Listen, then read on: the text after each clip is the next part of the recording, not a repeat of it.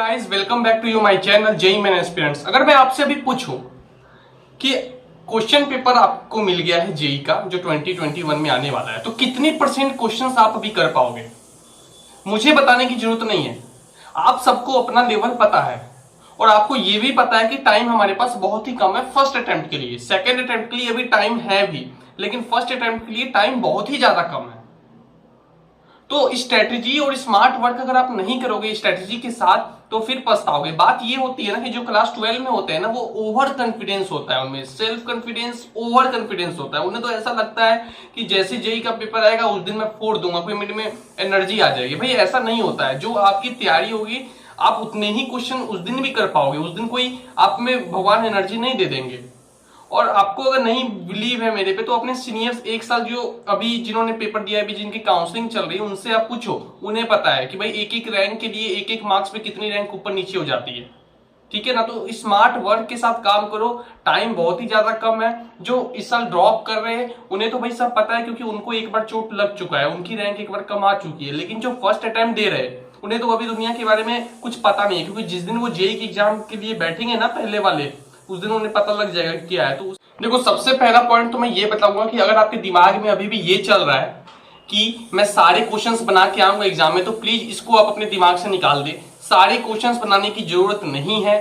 अगर आपने 50% क्वेश्चंस भी सही बना लिए ना, तो एक अच्छी एनआईटी में आपका एडमिशन हो सकता है। अगर आपको विश्वास है अपने पे, अगर आपकी तैयारी उस लेवल की है, तो आप 300 भी ला सकते हो, उसमें कोई दिक्कत वाली बात नहीं है। लेकिन मैक्सिमम ऑफ द स्टूडेंट, ज्यादातर स्टूडेंट्स की तैयारी अच्छी नहीं है, तो उन्हें स्मार्टली काम करना है। जैसे कि अभी हमारे पास टाइम कम है, तो हमें ये सिलेक्ट करना है कि किस चैप्टर से ज्यादा क्वेश्चंस आते हैं और मैं एग्जाम में जाके उन चैप्टर के क्वेश्चंस बना दूं जाके। ऐसा नहीं चैप्टर मैंने पढ़ भी लिया, उसमें मैंने टाइम भी लगा दिया, एनर्जी भी लगा दी और एग्जाम में मैंने बनाया भी नहीं। तो आज की इस वीडियो में मैं आपको कम से कम 20 से 25 दिन का जो टाइम आपका वेस्ट होने वाला है उसको मैं बहुत हद तक बचा दूंगा। ठीक है?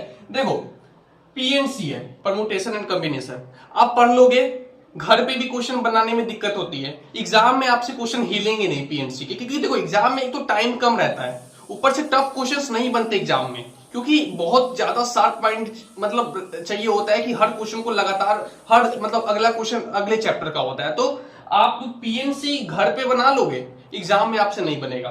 प्रोबेबिलिटी में भी सेम वही बात है। ये सारे जो मैंने चैप्टर्स बोर्ड पे लिखे हैं ना, अगर आप इन्हें छोड़ के भी चले जाओगे तो कोई खास फर्क नहीं पड़ेगा। लेकिन फिर भी आपको है कि नहीं मुझे पढ़ना ही है, तो आप जब सेकंड अटेम्प्ट देना जेईई मेन का तो पढ़ लेना। लेकिन फर्स्ट अटेम्प्ट में आप ये सब चैप्टर छोड़ के भी जाओगे ना, तो कुछ खास अंतर नहीं पड़ने वाला है, क्योंकि वो क्वेश्चंस आपको एग्जाम में नहीं बनेंगे। मैं गारंटी के साथ कह देता हूं, मैक्सिमम से नहीं बनेंगे। जो टॉपर्स है, जिनकी प्रिपरेशन अच्छी है, वो बनाएंगे, उनमें कोई दिक्कत नहीं है, वो सारा पढ़ के जाए। लेकिन मैं मैक्सिमम स्टूडेंट को कवर करने की कोशिश कर रहा हूं। इसमें क्या होगा कि टाइम भी आपकी वेस्ट होगी और एग्जाम में आप सॉल्व भी नहीं कर पाओगे, तो हम उसमें क्यों अभी एनर्जी लगाए? मेरे कहने का सिर्फ ये मतलब है। जैसे प्रोबेबिलिटी है, बोर्ड भी आपको देना है, अगर बोर्ड देना है तो प्रोबेबिलिटी को बस बोर्ड लेवल तक कर लो, जेईई लेवल तक जाने की जरूरत नहीं है। लॉगरिथम है, इससे क्वेश्चंस नहीं आते। एसओटी है, इससे क्वेश्चंस नहीं आते मेंस में। उसके बाद ट्रिगोनोमेट्री है, इससे भी क्वेश्चंस नहीं आते जेईई मेंस में। और ये 11th में, इसको पूरा छोड़ दो। इंटीग्रेशन है, बोर्ड लेवल का कर लो, क्योंकि जेईई मेन में अगर बोर्ड लेवल का है तो आप बना दोगे, ज्यादा टफ आया तो वहां नहीं बनेगा आपसे, बनेगा कि तो गलत हो जाएगा, गलत ऑप्शन पे टिक मारोगे। डेफिनेट इंडेफिनेट मैं दोनों की बात कर रहा हूं, बोर्ड लेवल का कर लो बस। उसके बाद सॉलिड स्टेट है, वही बोर्ड लेवल का कर लो, जेईई लेवल का मत करो, क्योंकि इसमें इमेजिनेशन ज्यादा चाहिए।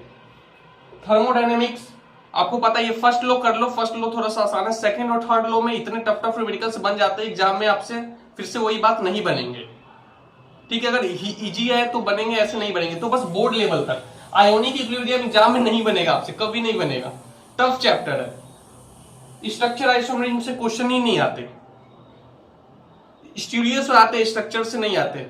उसके बाद रोटेशन डायनेमिक्स, वो तो मुझे बोलने की भी जरूरत नहीं है, घर पे भी नहीं बनते होंगे, एग्जाम में कहां से बने? एग्जाम में भाई आपसे वही बनेंगे जिसकी आपकी सही में अच्छे से तैयारी है, आपका पकड़ मजबूत होना चाहिए। आप 70-75 चैप्टर है तो टोटल पढ़ने की जरूरत नहीं है। आप 60 चैप्टर पढ़ो, आप 85 चैप्टर पढ़ो, लेकिन उसको अच्छे से पढ़ो। सारे चैप्टर्स पढ़ने की जरूरत नहीं है।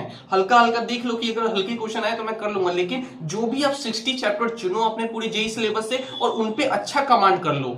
ठीक है, जेई बस यही कहता है कि जो आता है वो बहुत अच्छे से आए, ये नहीं कि ऊपर ऊपर ऊपर ऊपर कर लिए और सारा कर लिए, ऐसा नहीं करना है।